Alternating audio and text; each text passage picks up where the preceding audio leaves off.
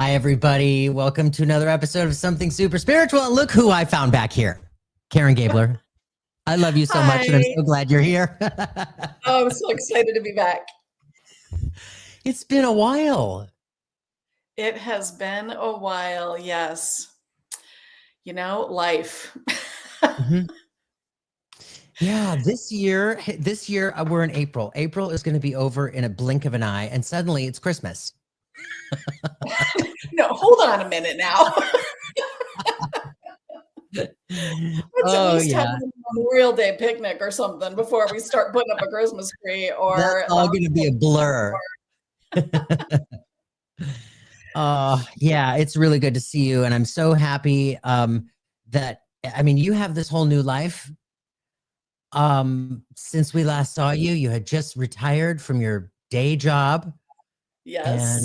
and now you're recovering from your day job and just taking it easy. I love it. Yeah, I think that it's something that I've been learning over the past few months, and I think it's important maybe to spend just a couple of minutes on it as I think about it that when you are going to leave something or put something behind you, you're going to make a transition, and you think that that transition is going to lead you to peace and happiness and blessings and everything else. We don't give ourselves enough grace to recover, to transition, to release.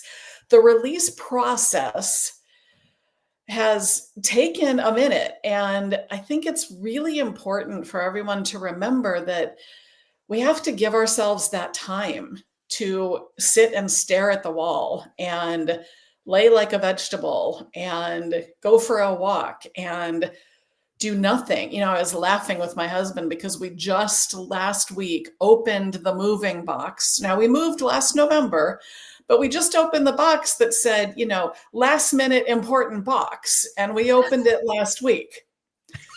So, last minute, yes. Important? Apparently not.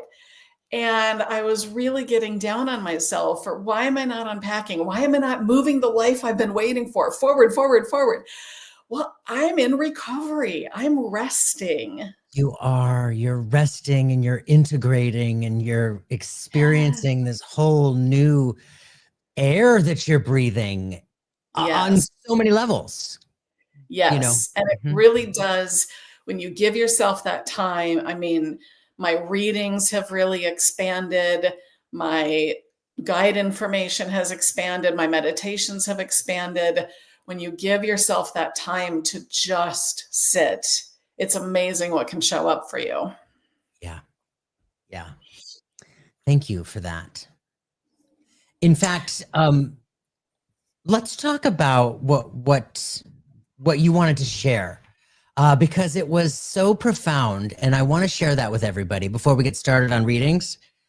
Um, Sure. Talk about your experience with that particular reading. Yeah, it was so interesting. I was working with someone who was struggling because she was trying to, well, two different things. She's also a practitioner, so she was trying to really reach her clients and really get validation that what she was sharing with them was landing and was working. And she was also struggling with some relationships in her life, trying to make connections, trying to show someone where things had gone wrong, trying to get them to see things differently. And it just wasn't flowing. And I was doing a soul reading for her, and her guides were coming in and giving information. And they showed me a scene. I often get these very metaphorical, movie related or show related scenes. And they were showing me the Wizard of Oz, when you see him, when they pull back the curtain, Dorothy and her friends pull back the curtain, and there's just a man back there working all the levers, working the buttons, making things happen. And they're showing this to me and showing me that it is behind the scenes that things are happening. And it was almost a, my people are going to talk to your people kind of situation, Yeah. where they were saying, her guides were saying, you've done your part. You've expressed what you needed to express, or you've given the messages you wanted to give. Now we go to this other person's guides and say, we've done our part. Now it's on to you. Go pull your levers, go push your buttons. Now it's for you to take it from here. And there was such a strong message coming through of, our role is not to put something out there and then see where it lands. Put something out there and see if the other person listens. Put something out there and make sure they follow the direction we've given them. Our role is to express our own truth. Our role is to express the messages we've received if we are practicing in mediumship. Our role is to put our work in the world out into the world, and then let everyone else do their own work. Not to watch where it's going, not to wonder where it landed, not to check back in to see if they did it. We're not athletic coaches. We're not looking for whether the homework was finished. We're just doing our piece. And then we get back to our work. And what the guide was saying was, when you are focused on what the other person is doing, how they are reacting, what they are learning, you are wasting your time doing their work, which means you're preventing them from doing their work. And you're also not paying any attention to your own work. So you could be moving on to your own work, but you're busy jumping in doing their work for them, which takes away from them and means you're wasting time on your own journey. So do your work, let it land, go back and do your work. Trust that they're doing theirs in whatever way it's meant to unfold. Yeah. In other words, stay in your own lane. In your own lane. Oh, that's actually the title of the chapter in my newest book that is coming out in another month or two, Staying in My Lane. And so I wrote about a similar topic as well. But you're right, staying in our lane. The guides are just very gently saying, no, honey, this is not your work. This is ours and theirs. Stay in your lane. Yeah, it speaks to a lot of different situations, because so many of us have experienced it in relationships, where we hope that we're being heard, or we hope that we're being seen. Or let's say, friendship had unraveled and suddenly we're not friends with so-and-so, and we're calling out to the universe, do they want to talk to me? Can I see them? Should I call them? What should I do? And if I do, what will they say? And also, let's say maybe we do make a phone call or an email or a text or whatever, and suddenly we're not hearing from them. And then we start to spiral over that. And we're wondering what's going on with them, and what are they doing? And what did they say? What did they think? Are they going to call me? Do they not? We go to all of those places, like you said, where we're literally taking time away from our own work. And doing theirs. And getting to a place of surrender is a really beautiful thing. When you realize that you've done everything you can do. You've done everything that you can possibly do. And now we don't usually come to the conclusion that we've done everything we can do until we've tried to do a bunch of things we shouldn't be doing. How often do we get in readings somebody saying, is this person I want to be with going to come back to me? Yep. And meanwhile, their soul and their guides are focusing on whether they come back or not. That's their work. That's their path. What are we doing with your path in the meantime? Let's not just sit around waiting for them to come back to your path. Let's focus on, what are we doing with you right now? Where are you moving? What is your path? Are you sitting stagnant on a rock on the side of this hike? Are you circling? Are you spinning? Or are you moving forward? Because if you move forward, if they're going to come back, they'll still come back. So, and you'll be in a different place. And the place that you're in, after learning all of those lessons, after getting a little bit stronger, after building a little bit more self-love, self-worth, self-growth, you might realize they weren't actually for you in the first place. Exactly. Yes. And people get stressed about that. What if it doesn't work out later? What if I don't want to be with them anymore and I missed my chance? And we forget that if we don't want to be with them anymore, we won't care. It won't It's matter. so true. Oh, yeah. I remember my first long-term relationship, that breakup, torture. And I remember thinking that, oh, well, we could probably get together later in the future. In the future, okay. I was just like, it's not going to happen now, fine. But in the future, yeah. And you move through all of that healing, all of that growth, and you get to the other side of it, and you're like, wait a minute. No.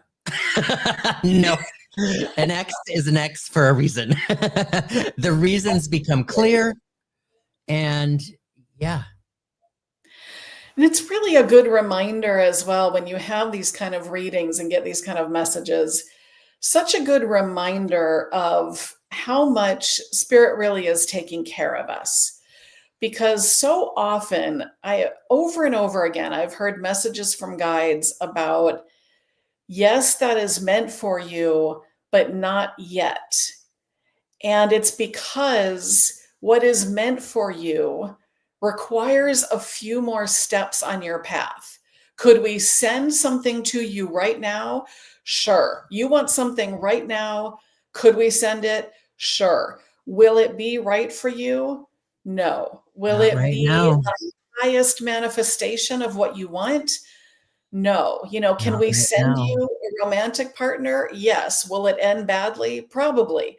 So let's just, again, back to let's do your work. Let's stay on your path. Trust us that what is right for you is on its way to you always. Always. And what is meant for you will never, ever pass you by. Yes.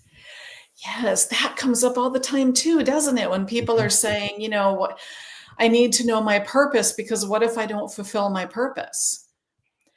There's 10,000 ways to fulfill your purpose. You're Oh, going to find your way. And if you don't take this window, you're going to take that door. And if that door closes, this window is going to open. totally. What you came here to do is going to open up for you, no matter which path you take and no matter which door you open, Completely. which is really comforting. It's totally. I mean, it just it comes right back down to that surrender. Yeah. And that's Yeah. hard. It is hard. It's hard, especially when we want to manipulate what's going on around us. I want to make this happen. I want to make that happen. I think we've talked about this before in a prior session about, how many no's turned out to be blessings Yeah. when you look Oh, back. it's so hard to see it in the moment. It is impossible. It's impossible. And it's impossible even when you know it to be true, even when Yeah. you're telling yourself, I Yeah. know something better is coming. And the other half of you is saying, no, I want it now. Yeah. It's, intellectually, we can, usually we can get there intellectually, but getting the heart to meet the mind, that's the hard part. Yes. That's the hard part. Yeah. Yeah. That's beautiful. Speaking of getting messages, Jeremy, I was looking at some of the comments here, and Bernadette is talking about how her ears have been ringing. Is there a spiritual meaning to it? An energy around the head and issues with the ears. And we were just talking about ear issues and hearing versus listening and feeling pressure, feeling pain, feeling things come up that may be energy around you. Yeah, Bernadette. I absolutely do believe that there's a spiritual meaning to the ringing of the ears. I also know that that is a physical condition. So if we've ruled out the physical condition and the ringing is still there, then more than likely, absolutely, there's spiritual meaning to it. I've had that ringing in my ears a number of times over the last 2 decades since I woke up to the truth of who we are, right? And I know that that's the spiritual downloads. It's spirit working with our clairaudience. However we want to look at that, I absolutely do believe that is what's happening. It's also a reminder, like Karen and I were talking before we got on here. We were talking about losing my hearing this last month, and how it, well, probably a little over a month ago, because it's been a month. It took a month for it to all come back, and I think it's actually back even better. It's higher than the first hearing test I had last year, and that's amazing. But what had happened after losing my hearing, as you guys know, like, it took spirit taking away that hearing in my left ear for me to start hearing more clearly on what I was meant to do, what I was supposed to do, the work I was supposed to pull out, the divine inspiration that was coming in through all of this, and specifically the ears. And so there's a lot of really exciting things happening and coming up. But yeah, Bernadette, pay attention to that. I know that you're on the spiritual path. I know we've talked about this before, but yeah, that's part of your development. There's also, I think, at times, I do believe spirit may be throwing a little bit too much at you, and the physical body needs to kind of exercise those muscles and meet that. And sometimes it can be a little bit much. Sometimes you can have ear ringing, you can have intense tingling, you can have some vertigo, some dizziness. There are times, I think, when just the energy flowing through you can be a lot physically, especially when you're learning. And, you can absolutely tell spirit, I just need you to pull this back just a little bit. I just need a little more time to get ready for this kind of intensity. It can help a lot to drink a lot of water, can help to get a lot of sleep. It can help to make sure that you're eating well, all of the things that they tell us for our physical body. It makes a difference in your spiritual work as well. It really Oh, does. Because completely. if you're exhausted, if you're overwhelmed, if you're dehydrated, if any of that's happening, you're moving energy centers through the body, and you're taking in energy that isn't yours, and your body is trying to process it so that you can use it appropriately. And, taking care of yourself is really important when you're doing this work. Yeah, absolutely. It's all connected. It's all connected. I love that we're having this conversation, because I looked up and I see this from Fogo Pogo. Could I have a mini reading on all the intense energy that I've been feeling, especially the stuff around my head, pressure, waves, energy? Yeah, Fogo Pogo. Same thing. Intense energy, lots of pressure, waves of energy. There's all sorts of things related to, where the moon cycles are, what's going on in, everybody knows about Mercury retrograde. When there's energy things going on in the world, that can certainly impact you. It also can be a leveling up, and just a lot more coming at you, and just needing to process that. And sometimes it is as simple as just sitting quietly and just thinking of moving the energy through you. You can do this in the shower, standing under the water. You can do it at the ocean, letting the waves come in and out, and thinking about pulling away anything negative from you when the waves go out, bringing in positivity when they come at you. Any kind of process, and water is a big one for moving that, but any kind of process to move energy. Dancing, put on some great music, dance around your living room, dance around your bedroom. Moving that energy can really, really help. Yeah, yeah. And you can move that energy anywhere you are. If you can get out, great. If you can't, do it right where you're sitting. 3 deep breaths with the intention of clearing and grounding. You're moving energy.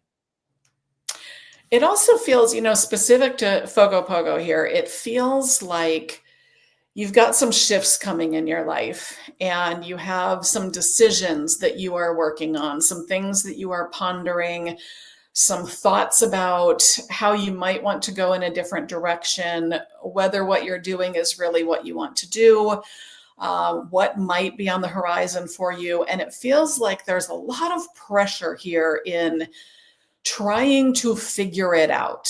trying to really take control of it, trying to figure out what's happening, figure out where I'm going, figure out what it's going to look like. And it feels like right now you're in kind of the messy middle. You're in the percolating stage. You already know what isn't working for you. You don't yet know what it's going to look like later. So there's this process of letting things percolate. It's like when you have a pot on the stove and there's a few little bubbles starting to come up, but it's not actually a rolling boil yet. That's the kind of process we're talking about, where things are just starting to percolate, just starting to move for you, and making sure that you just give yourself, again, more peace, more quiet, more time to let things unfold rather than trying to figure them out. The more you try to figure it out, the more elusive it's going to be. Your guides are trying to work with you right now. Energy is moving around you. But when you are trying to figure it out, you're working from your brain. You're not letting messages come through to you. You're not letting energy move through you. You're not letting your guides or your soul talk to you because your brain is trying to figure it out. Our brains don't like to be in a place of confusion, uncertainty. Our brains like to know what's happening, when is it happening. So, and I see she got the comment of, I don't do that. I've been so bad at the quiet pieces. I mean, aren't we all? Really? If we could all just shut up, wouldn't we be in much better shape, really? Yeah. It's What do so you think, true. Jeffrey? It's so true. Yeah. Fogo Pogo, yes, I second all of what you said, Karen. And another thing too that hit me, we were talking about all these potentials and possibilities with respect to the spiritual aspects and the spiritual reasons for all this stuff. We also have to remember that we are here in this 3D world and experiencing this life in this 3D body, this meat bag, where right now it's springtime too, so there's a lot of allergies out there flying around.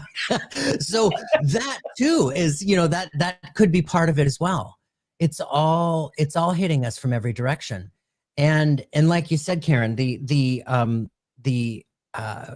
retrogrades, the astrological things that are happening are enormous right now. And speaking of, you guys, next Wednesday, Dina DeCastro, our resident astrologer, she and I are doing a live stream at 11 a.m. Pacific next Wednesday, and she's going to talk about what all of this means and how we can roll out of all of these retrogrades, and what her advice is and how we can work with this energy. And she's going to be doing 4 mini readings for the viewers. But anyway, there's a lot happening, and it's all very real. It's all very synchronistic, and it's all meant for us, and to, especially on this path when we're awake and we're plugging forward on the spiritual path, doing our best to evolve and grow and develop. It's all part of it. And with all of this energy and all of this synchronicities and all the weirdness, it's meant for us to all to grow and grow together. We're so much better together, and we can figure this out so much better together. That's so true. And you mentioned about just normal allergy pressures, sinus pressures, spring, everything else. And we can't forget the human piece of it. And for people who are sensitive to energy anyway, and certainly anybody who's interested in being here with us talking about these topics is highly likely to be energy sensitive. Yeah. There is a lot going on in the world. And in particular, there's a lot going on in our country. And, no matter what your belief system might be, no matter what your feelings or your preferences or your political views might be, the bottom line is there's a lot of energy, there's a lot of emotion, there's a lot of intensity right now. And you're going to pick that up just going to the grocery store, just walking down the street and saying hi to somebody. You're going to pick that up. So as things become more intense around you, whether that's within your family, out in the world, in your job, whatever it might be, it's really important to take a step back and just think for a moment about, okay, how much of this is mine? How much of this belongs to somebody else? this energy is not mine. I have picked it up. I am carrying it. I am helping somebody else with their baggage. I'm going to release everything that is not mine. I'm going to retain and pull back all of the energy that is mine, because we're spending all day picking up other people's energy and throwing ours out there to try to smile at people, to talk to someone, to get frustrated with someone. We're tossing our energy out there. And it's important to just kind of pull that back. And you can just say, everybody else's energy back to them, my energy back to me. Oh, very good advice. Absolutely. We forget that. We do. We forget to pull our energy back to ourselves. Yeah.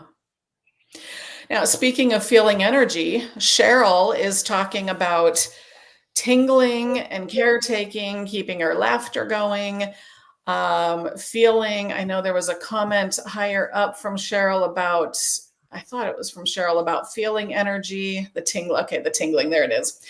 So one thing that I am feeling as well is that there's not just energy, but there are also presence. People are present around you, Cheryl, that there is actually a feeling of someone around you spending time with you, and you becoming more physically aware of that than you may have been in the past. It feels like there's been sort of an upgrading of your ability to feel that energy, just like we're talking about how we can pick it up. It feels like you have leveled up, so to speak, on your awareness of the energy that's around you. Keeping the laughter going, it's just really standing out to me. There's a lot of energy around that laughter. It feels like champagne bubbles. It feels like lightness, and it feels like that as well gives other beings, other people in your life, other loved ones who have passed, it gives them the opportunity to come closer, to be near you, to kind of break through that veil where in our normal day-to-day life, we may not be paying attention to who's around us. Yeah. Yeah. Cheryl's here with us just about every week. Thank you so much for being here, Cheryl. Yeah, when we start to get sensitive to those energies and we start to pick up on that, it's distracting. We might not understand it. We think it's something within us that we're missing. Like Bernadette says, part of me is missing. And that's when, like we were talking about, pulling back your energy, pulling it back. There are people who do, Richie. Hi, Richie. There are people who do, what do you think about the soul retrieval, Karen? Soul retrieval? You know what? Have you done any research into that? Some, yeah, a little bit, and a few exercises on it. What is your experience with that? I think anytime when you're feeling a missing piece, you don't have to be feeling a missing piece. But in terms of feeling what your soul knows to be true that you may not be feeling, whether it's soul retrieval, whether it is past lives, when you're, I believe, and I know there's been a lot of talk about this lately, I believe that our soul is consistently in spirit. Me too. And that there are, and I know you do as well, Jeffrey. So I know there are pieces of us that are present in this incarnation. I personally have a strong suspicion that past lives are really parallel lives. Mm-hmm. Because there is no time in spirit, because it's not linear time as we see it on earth. When we are able to retrieve pieces of our soul, when we are able to connect with a past life, when we are able to connect with any part of us that doesn't feel present in our body, that part of us is existing somewhere, Mm-hmm. in some dimension, on some plane. Mm-hmm. It is existing there. And of course we can access that. Of course, we can retrieve that. Of course, we can explore that. And Bernadette, this actually does feel important for you as well. You asked about whether you were meant to be a twin. What I'm feeling with that, I don't know whether there was a physical twin that was present, but it does feel like there is somebody you are not currently aware of around you that has been or is in another dimension important to you. There is another part of you, another person that you have been with, another person that is important to you. It may very well be that this is someone who is meant to show up in your life here and hasn't yet arrived in your day-to-day life yet. But it does feel like you are connected. And of course, we're all connected to our soul groups, but it feels like you are connected to somebody that is not yet here or has not yet been recognized. What do you think about that, Jeffrey? Your or has not been recognized really like pinged me when you said or has not been recognized. I feel like there's something more into that has not been recognized.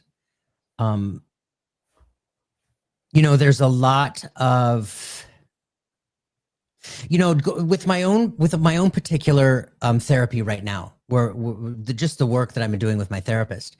There are, thank you so much. I agree. It's like magnet. I feel it somewhere. Yeah. If we think about our own lives, okay, just in our own past, in this life right now, we go back to when we were kids, our own childhood traumas and wounds that we are, working through today, 50 years later.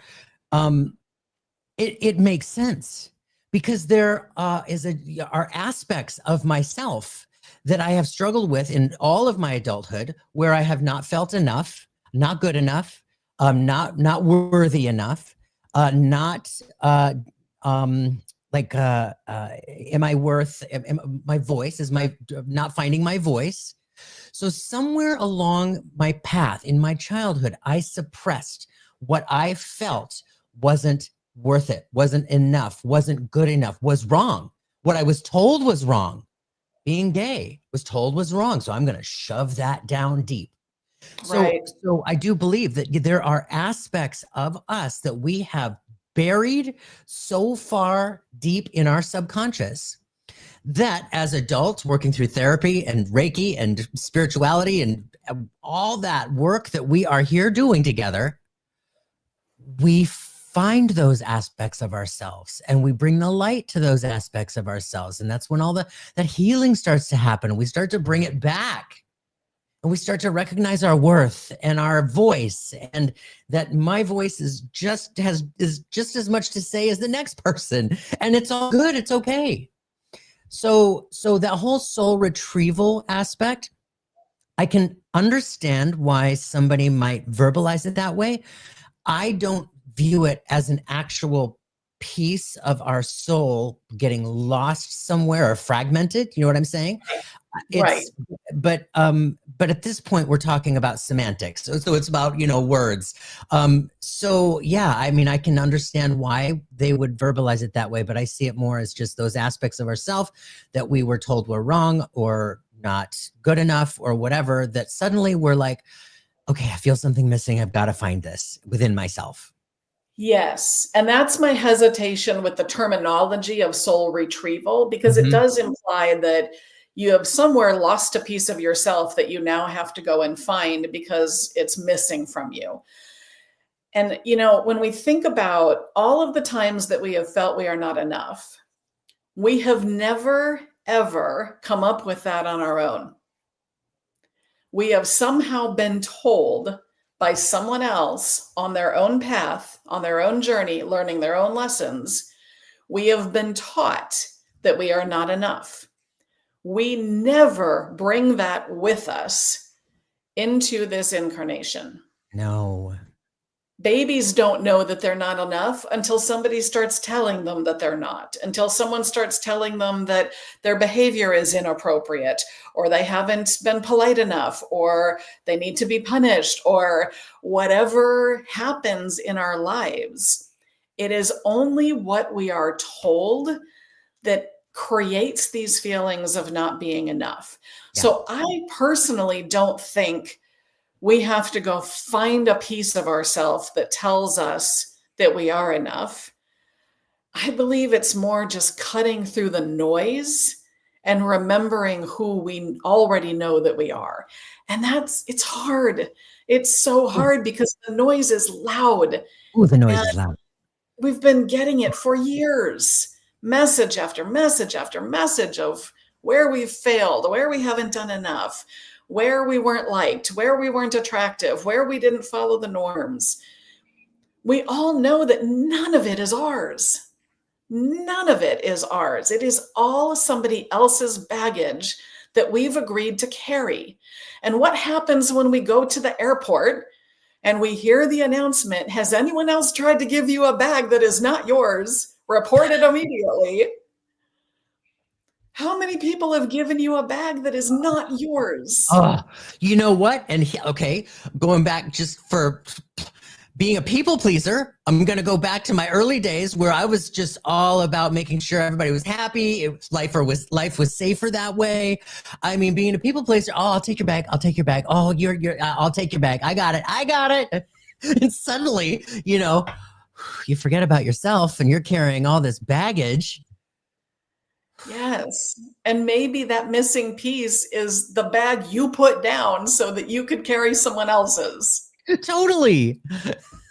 I'm just going to beat this metaphor to death.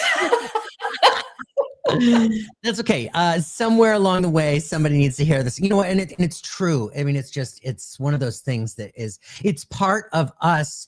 It's part of our spiritual awakening. It's part of our path to recognize all of this. It's part of our path it's a part of our path to wholeness. And I guess, let me rephrase that. It's part of our path in realizing and remembering that we are already whole. Yes. Yes. Yes. And this used to challenge me to no end, where I would just get stuck on feeling like if we're already light, if we're already perfect, whether you look at it from a religious standpoint or an energetic standpoint, if we're already perfect, what are we doing coming here trying to learn things we already know?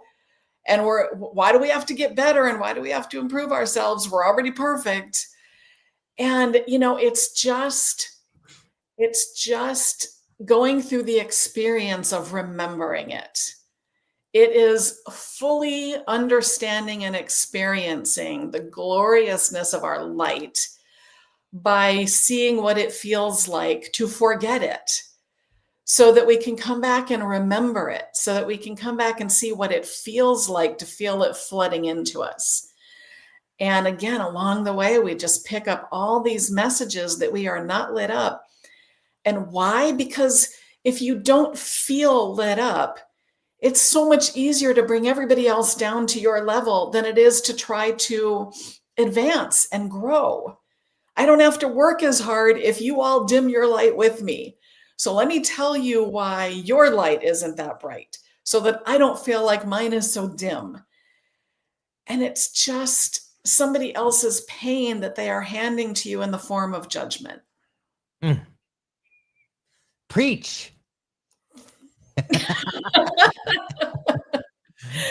I feel Yeah. so strongly about this. We are all carrying. I mean, we've become just the bellhops of everybody else's trauma. And it's time to just put it down. No tip is big enough to be carrying all these bags. Yeah, and along with this awakening and along with this realization, in there, you've all heard me say this before, but there comes a time where we start to recognize our own accountability and responsibility for our own work and our own words and our own thoughts and our own actions. And in all of this that we're talking about, therein lies all of that. And when we get to that point, the vibration starts to rise. The frequency starts to rise, the light starts to rise. And when it's rising in you, people are feeling it around you. And we learn that, when we find somebody whose light is dim and they're feeling low and they're feeling energetically a cluster, We don't Yes. go down to their level to get them up to our level. We reach down to them and pull them up. Yes. And this goes back full circle to where we started with stay in your lane and let them do their work while you do yours. Yes. I mean, look at Darling, that was, wrap that up. yeah. Yeah, that was beautifully said. Thank you. You're so welcome. You guys, I have to cut this a little bit short. I have to go celebrate with a friend, and she's waiting for me. So, Karen, I'm so happy to have you back here. And Karen's going to be back 2 weeks from today, everybody. So we'll spend a little more time on readings and all that good stuff. This really went. I really love where this conversation went, and it was spirit driven. That's for sure. Absolutely spirit led. Absolutely. It's such a joy to be with you and to be with your listeners. I always have a wonderful time, and I'm just really excited to share this time with you. Thank you so much. And thank you everybody so much for being here. I'll see you again next Wednesday morning, 11 a.m. with Dina DeCastro, and then at 5 with Kevin, and next Thursday with Anthony Mikolajeski for mediumship. So, all right, you guys, I love you all so much, and I love you too, Karen.